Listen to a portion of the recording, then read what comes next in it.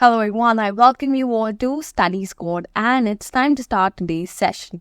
आज के सेशन में हम कवर करेंगे आपकी डेली न्यूज़ एनालिसिस जो होने वाली है फ्रॉम द हिंदू. देन हम कवर करेंगे आपका करंट अफेयर का पोर्शन एंड लास्टली आपका वोकैब का पार्ट. और ये सब कुछ होगा सिर्फ और सिर्फ 10 मिनट्स के under. So make sure you subscribe to our channel and do not forget to hit on that tiny bell near it so that every day जब भी सेशन आए तो आपके पास नोटिफिकेशन पहुंच जाए. With that being said, let's start today's session.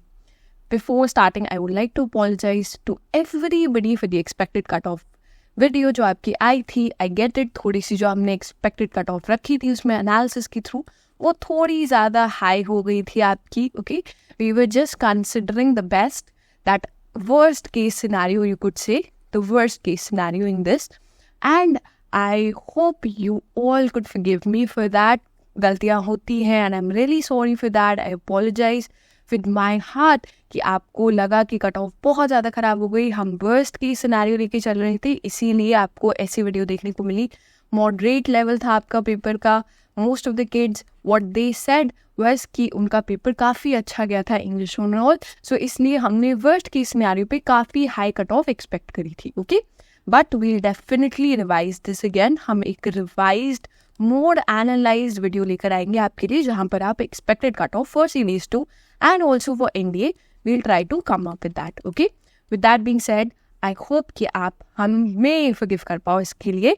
Okay, और हम आ जाते हैं सेशन की फर्स्ट न्यूज़ पर. So the first news is about anti-submarine vessels. Okay, recently आपकी 2 new anti-submarine warfare vessels launch की गई हैं. पहले आपके लिए नेम्स इंपॉर्टेंट हो जाते हैं इन दोनों के ही. तो नेम्स में आ जाते हैं मालपी एंड मुल्की. ओके, इम्पॉर्टेंट है, नेम्स बहुत ज़्यादा इंपॉर्टेंट है. नेम इज़ मालकी एंड मुल्की. और आपका ये क्वेश्चन यूपीएससी डायरेक्ट दे सकता है आपको. वो क्वेश्चन दे सकते हैं आपको कि ये जो मालपी एंड मुल्की जो रिसेंटली काफ़ी न्यूज़ में रहे हैं वो क्या है. वो आपकी मिसाइल्स हैं, एंटी सबमरीन वेसल्स हैं, और व्हाट आर दीज रॉकेट्स के नेम है. They could ask you a question like that. Okay, so here the names are very important. आपकी बिल्ड की गई है by the Kochi shipyard limited. So इन्होंने बिल्ड किया है, that is also important. Next, these vessels are part of the 8 anti submarine warfare shallow watercraft project. So इस project के under ये बनाई गई हैं. इसमें these are the 4th and 5th ships to be launch under this programme. So 4th और 5th ship है आपकी. ओके, जो आई है अंडर दिस पर्टिकुलर प्रोग्राम. इस प्रोग्राम के अंडर आपको 8 ऐसी वेसल्स देखने को मिलेंगी, which was initiated through a contract signed between the Indian Ministry of Defence and CSL on April 30, 2019. So 2019 में आपका ये पर्टिकुलर प्रोजेक्ट का कॉन्ट्रैक्ट साइन हुआ था. ओके, आपके लिए नेम्स बहुत इंपॉर्टेंट होते हैं. नेक्स्ट आएंगे हम हीलियम एंड रॉकेट्स. ये आपका एक थोड़ा सा इंटरेस्टिंग आपका आर्टिकल आया था. यहाँ पर पूछा गया था कि why do rockets require helium. So इसके ऊपर डिस्कशन थी. ये थोड़ा सा इंपॉर्टेंट हो जाता है आपके लिए साइंस एंड टेक के बेसिस पे. ठीक है, हीलियम आपकी एक इनर्ट गैस है, हम सबको पता है. It does not react with other substances और कंबस्ट. सो रॉकेट्स में बेसिकली कंबशन में तो ये आपकी यूज़ नहीं हो रही है अगर हम बात करेंगे. ठीक है, सो कंबशन में एज अ फ्यूल नहीं यूज़ होती है. तो हीलियम यूज़ कहाँ हो रहा है आपका. ठीक है, helium is use to pressurise fuel tank. So इसका मेन पर्पज जो आप रॉकेट में देखोगे वो प्रेशराइज करता है आपका fuel tanks, ensuring fuel flows to the rocket engines without interruption and for cooling systems. So आपका फ्यूल इजीली विदाउट इंटरप्शन आपका फ्लो करता रहे, ऐसा प्रेशर आपका मेंटेन करके रखता है हीलियम. प्लस अगर आप देखोगे ये आपका नॉन रिएक्टिव है. Okay, it can safely mingle with the tanks residual contents. जो भी आपके रेसिडुअल कॉन्टेंट्स हैं उनके साथ सेफली रिएक्ट करेगा, बिकॉज ये कुछ भी आपका कोई भी रिएक्टिव प्रोडक्ट नहीं फॉर्म करता है. एंड एक चीज़ हो गई आपकी फर्स्ट थिंग कि आपका प्रेशराइज करने की यूज़ करता है, प्रेशराइज करेगा आपका फ्यूल टैंक्स को. और सेकंड, अगर आपकी कहीं पर भी लीक्स होती है वहाँ पर आपका हीलियम यूज होता है टू डिटेक्ट इट. अब why do they use it, because helium आपका इन नेचर काफ़ी कम होती है, ये गैस आपकी कम है. ठीक है, अगर ये आपकी नेचर में गैस कम है तो इस वजह से अगर आपकी हीलियम कहीं से भी लीक हो रही है तो उसे आइडेंटिफाई करना काफ़ी ईजी रहता है, और इसलिए लीक्स चेक करने के लिए भी ये यूज़ होता है आपका.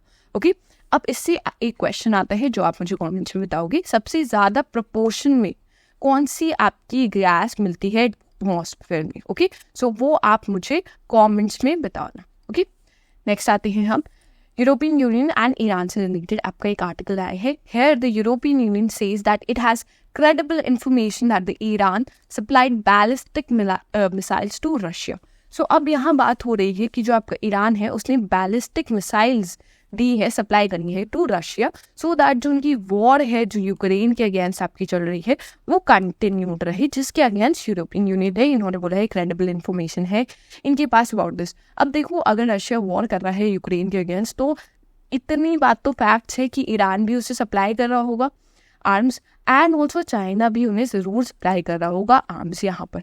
ठीक है, ये पॉसिबिलिटी है. अब European union is only they are basically upset that why are you giving them more arms, because जितने आर्म्स उन्हें आप प्रोवाइड करते रहोगे उतनी ही ये वॉर आपकी अनएंडिंग बन जाएगी, कोई एंड नहीं रहेगा इस वॉर का. Okay, so that is related to this particular article. अब हम बैलिस्टिक मिसाइल जो हमने यहाँ पे पढ़ी है उसके ऊपर थोड़ा सा डिस्कस करेंगे.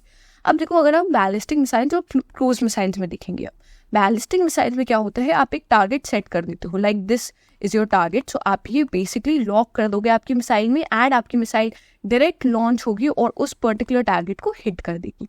ठीक है, सो ये आपकी बैलिस्टिक मिसाइल होती है. क्रूज मिसाइल आपका फुल ट्रैजेक्टरी कवर करके वहाँ पर अटैक करती है. ठीक है, नेक्स्ट हम आएंगे बैलिस्टिक मिसाइल्स. इंडिया के पास कौन सी है, यहाँ पर आप सारी की सारी रीड कर सकते हो.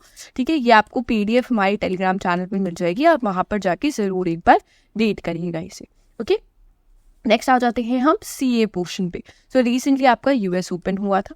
ठीक है, ये आपका काफ़ी ज़्यादा न्यूज़ में भी रहा, आपने रील्स में भी देखा होगा, काफ़ी सारी रील्स आ रही थी because a lot of celebs also attended it. Okay, so इसमें जो इन्होंने विन किया था आपका मेंस टाइटल में, दैट इज जैनिक सिनर. यहाँ पे सो इन्होंने किसे डिफीट किया, who did Jannik Sinner defeat to win his second grand slam title at the US open. So किसे डिफीट किया था, यहाँ पर उन्होंने टेलर फ्रिट्ज को आपका डिफीट किया था एंड अपना टाइटल विन किया था. आपके लिए इंपॉर्टेंट हो जाता है फर्स्टली किसने विन किया है, वो आपके लिए बहुत ज़्यादा इंपॉर्टेंट है.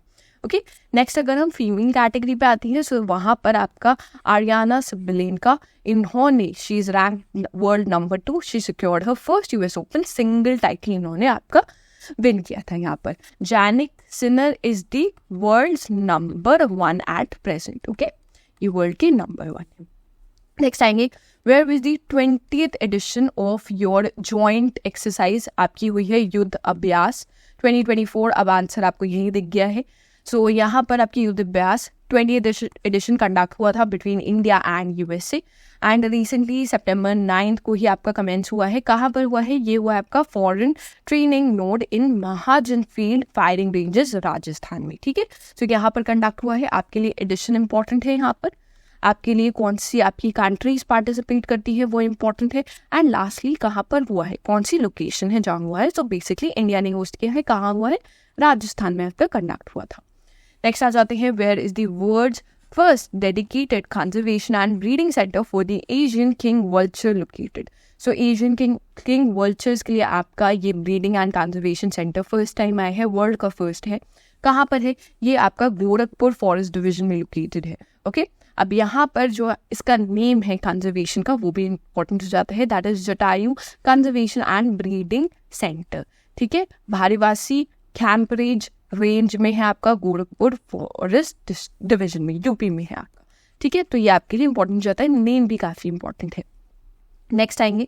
ओके, प्रीवियस वाला जो आपका क्वेश्चन है हेयर ओनली, आप मुझे बताओगे जो बाकी आप पार्क्स देख रहे हो काफ़ी पॉपुलर है, आप मुझे बताओगे कहाँ कहाँ लोकेटेड है, कौन सी जगह ये लोकेटेड है, किस स्टेट में लोकेटेड है, आप मुझे कमेंट्स में बताना, तीनों के बारे में बताना है. ठीक है, नेक्स्ट आते हैं who was re-elected as the chairperson for the parliamentary committee on official languages. So किसे री-इलेक्ट किया गया है आपका as a chairperson of the parliamentary committee on official language. है the answer is Amit Shah को री-इलेक्ट किया गया है. यहाँ पर कमेंट्स में आप मुझे बताओगे कितनी हमारी ऑफिशियल लैंग्वेजेस है, कितनी लैंग्वेजेस है, नंबर सिर्फ बताना है आपको, कितनी लैंग्वेजेस है हमारी ऑफिशियल लैंग्वेजेस. नेक्स्ट आएंगे, देखो अब हम एक नया सेशन लेकर आ रहे हैं आपका जिसमें डेली वोकैब होगा आपका अंडर 5 मिनट्स. ये सेशन आपको रोज़ सुबह सुबह अर्ली मॉर्निंग देखने को मिलेगा. सो आई होप कि आप लोग उसे अप्रिशिएट करो. सेशन को 5 मिनट्स के अंदर आपको एटलीस्ट मोर देन 10 वर्ड्स आपको नए सीखने को मिलेंगे, उनके मीनिंग सीखने को मिलेंगे. वोकैब बहुत इंपॉर्टेंट है. कोई भी गवर्नमेंट एग्जाम अगर आप देते हो, इंग्लिश कंपलसरी है और वोकैब आपकी आती ही है. सो उसी को आपके ज़्यादा इंप्रूव करने के लिए हमने आपका सेशन लेके आने वाले हैं. ओके, नेक्स्ट आ जाते हैं हम टॉप 4 वर्ड्स फॉर टुडे पे. फर्स्ट वर्ड है आपका percussion, which is drums and other instrument that you play by hitting them. जब आप हिट करते हो किसी surface of a drum, then उसको जो प्ले करते हैं आप, उसे परकशंस कहते हैं. परकशंस क्रिएट होते हैं जिसकी वजह से साउंड आती है. Then you have rigour, the difficult, demanding or unpleasant things associated with an activity or a job. Then we have propaganda, the deliberate spread of information, ideas, or rumors to influence or persuade an audience to support a cause or belief. Then we have fanatic, feeling or showing a lot of fear, worry, or having a lot of wild and hurried activities. Okay? Lastly, हम आ जाएंगे आपके question for the day पे. Okay, यहाँ पर आपको बताना है ये लोकेटेड कहाँ पर है. ये कमेंट्स पे आप ज़रूर आंसर करिएगा.